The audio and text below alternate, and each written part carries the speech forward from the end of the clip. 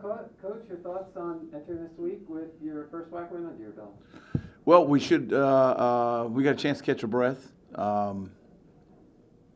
We hopefully now can get refocused as a team, have a chance to actually practice, have a chance to try to have more healthy bodies, and to be able to build on some things. There were some good things that happened in Thursday's night game that I was very happy in the second half about how we defended and rebounded.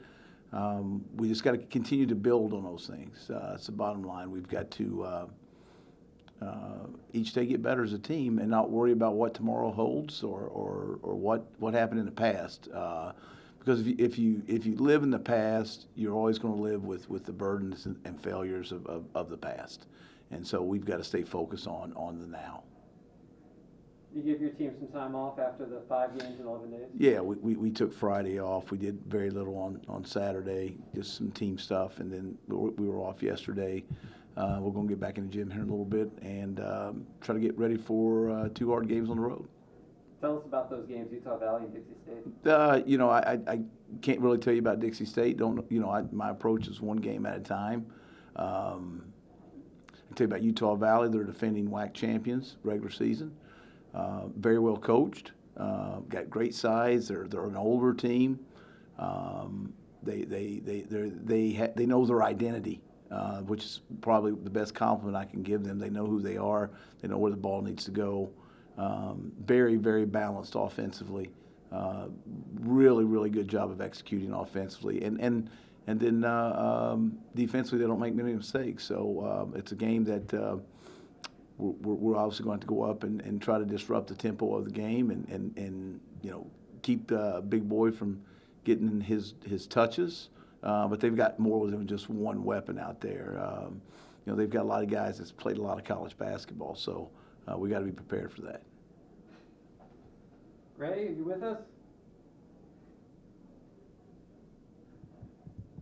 All right. Coach. Yeah. Coach. Yes, sir. I just wanted to ask you on Utah Valley.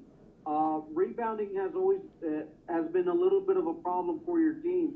How do you just plan to work on that this week as you prepare for them?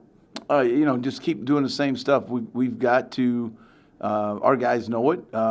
We've actually won the last 2 games from a rebounding standpoint. So we just got to continue to build on what we've done so far.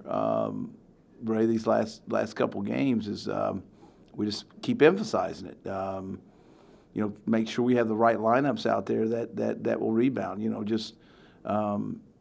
Get more energy. Rebounding's an effort thing. Some of it's size, but a lot of it's what's in your DNA and what's in your heart, and your want to and your will, and so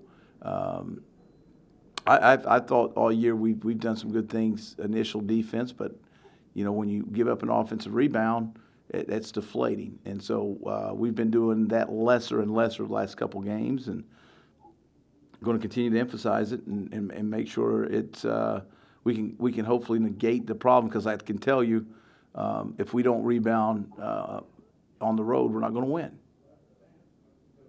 And you were talking about giving up those second chances, or as some people would like to call it, follow-up defending.